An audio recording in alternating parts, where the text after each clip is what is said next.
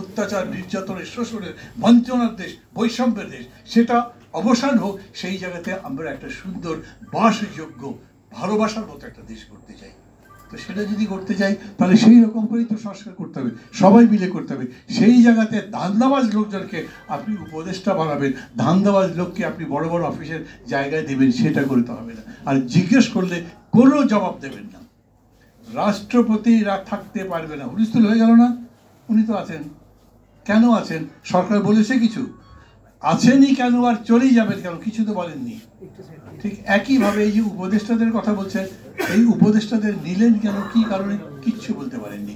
অন্য যে কোনো বিষয়ে প্রশ্ন করবেন, এই সরকার কোনো জবাব দেয় না। অথচ এই সরকারের কাজই ছিল সবার সাথে মিলে মিশে একটা ঐক্যমত্য তৈরি করা, একটা জাতীয় ঐক্য তৈরি করা। ভুলে গেলে তো চলবে না যে আমাদের এই বিজয়কে ধ্বংস করে দেওয়ার জন্য কি রকম করে পতিত সরকার চেষ্টা করছে, আর তাদেরকে মদত দিচ্ছে পাশের দেশ। এর বিরুদ্ধে ঐক্য যদি না হয়, জাতীয় ঐক্য না হয়, তাহলে আমাদের আমরা শেষ পর্যন্ত টিকে থাকতে পারবো কতখানি সেটাই জানি না। আমি এটা বলি, ডক্টর ইউনূস আছেন বলে আমাদের অর্থনীতির একটু গতি ফিরছে। কেন?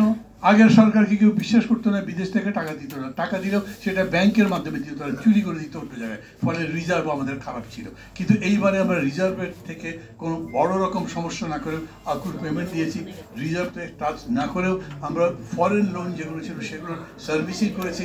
আমাদের ব্যাংক আগের চেয়ে একটু ভালো হচ্ছে, কিন্তু জিনিসের দাম তো কমে না।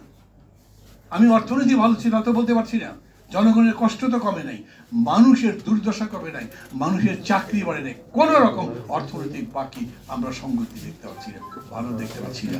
কথা বাড়িয়ে লাভ। আমি এখন বলবো ডক্টর ইউনূসকে পার্টিকুলারলি বলছি, এই অন্তর্বর্তী সরকারে যারা আছেন তাদের বলছি, দায়িত্ব আপনাদের।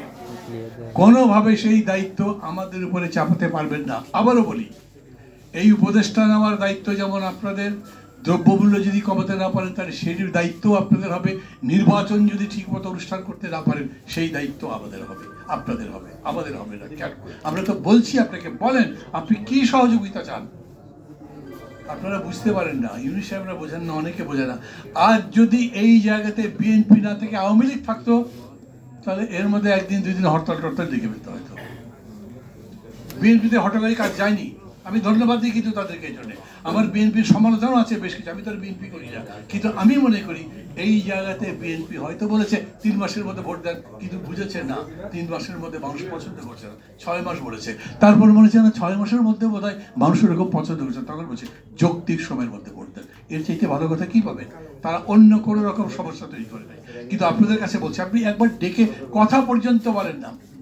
বিএনপি যখন বলে যে আপনি মনে হয় ক্ষমতায় দীর্ঘদিন থাকার জন্য চেষ্টা করছেন, মনে মনে ফিকির করছেন, তো সরকার তো ডাকতে পারে বিএনপি নেতাকে, কেন এরকম বললেন, আমি তো এরকম নই, আমি এরকম ভাবছি ইত্যাদি। তাদের মধ্যে মতের আদান প্রদান হতে পারে, আমাদের সাথে হতে পারে।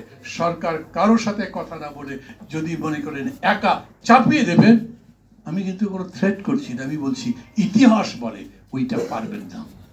ইতিহাস বলে মানুষ ঠিকই দাঁড়াবে ওই সময়ও। আপনারা বলেন যে মাসে মাসে কি অভ্যুত্থান হবে?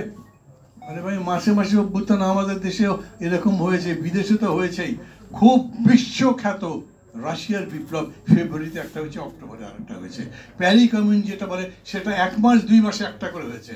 মানুষ জাগতে পারে যদি তাদের মধ্যে সেই সমস্যা হয়। মানুষ চায় যে আমরা এখন আর লড়াই করতে চাই না, এখন নিজেরা গুছিয়ে একটা দেশ ভালো মতো করতে চাই, গণতন্ত্রের দেশ করতে চাই, নির্বাচনের ব্যবস্থা করতে চাই এবং বৈষম্য দূর করতে চাই।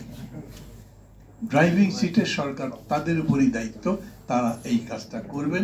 আজকের দিন আমরা এই প্রত্যাশা করি, আর সবাই একই সাথে সজাগ থাকি যাতে আগামী দিনে দরকার যদি লাগে তাহলে আমরা এই অন্যায় বা ভুলের বিরুদ্ধে দাঁড়াতে পারি। খোদা হাফেজ।